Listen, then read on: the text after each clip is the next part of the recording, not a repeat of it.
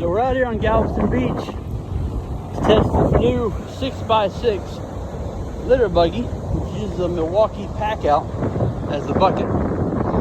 Let's see what kind of range we can get. Now, before we do the full outdoor test, let's kind of get an overview of these systems and kind of explain everything about them that we can. This is just a general outline of it. This is the front. You can see the light switch on the left and the main power on the right, along with the printed wheels, battery. This is going up the front light tower all the way to the top, and then we have a GoPro mount so we can do a time lapse, which will be included in the video. And then that little shield on the back is so it doesn't blind you while you're picking stuff up.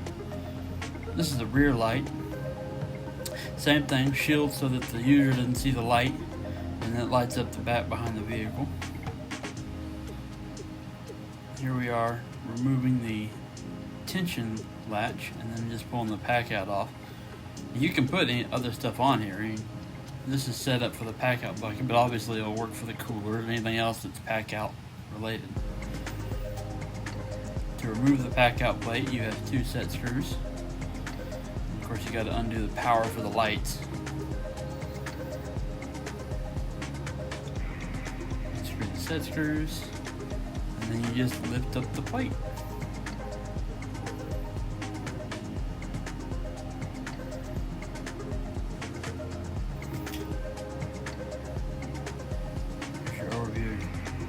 Here we see the pack out mount. It's hold 4 pins on the stock body post of the TRX6 RC car. Pull those out, and the plate comes right off.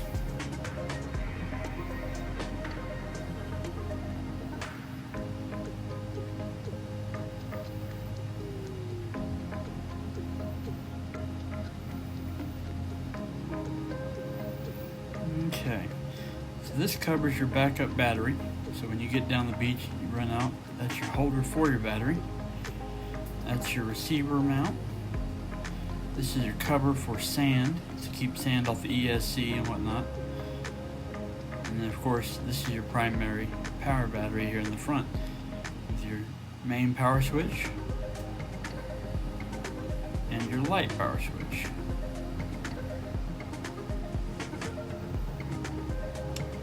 Pull this cover off and you can see the ESC and different servos. I'll walk around here so you get a clear view of the electronics.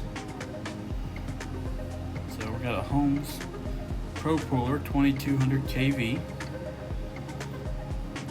This is the voltage regulator for the LED system.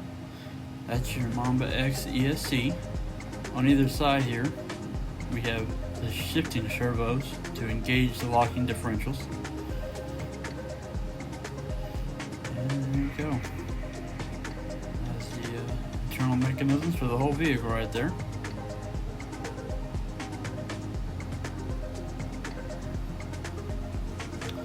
This is the undercarriage. You can see that all the screws have been changed out from steel to stainless. See the flaw in the wheel design, which is being corrected right now. Now, because these vehicles are used in saltwater conditions year-round, you gotta take some precautions on the steel screws. I take Plasti-Dip and fill in the screw heads in any spot that's going to be exposed. And I do that just so I can remove these screws in the event that I need to do maintenance on the vehicle. Everything else is stainless on these. There's only a few spots that still have steel screws, and this is one of the hard ones that you can't get in stainless. This shows close-up of the inside of the tire and the flaw with it. And here it is with the light off, with the lights on. The actual test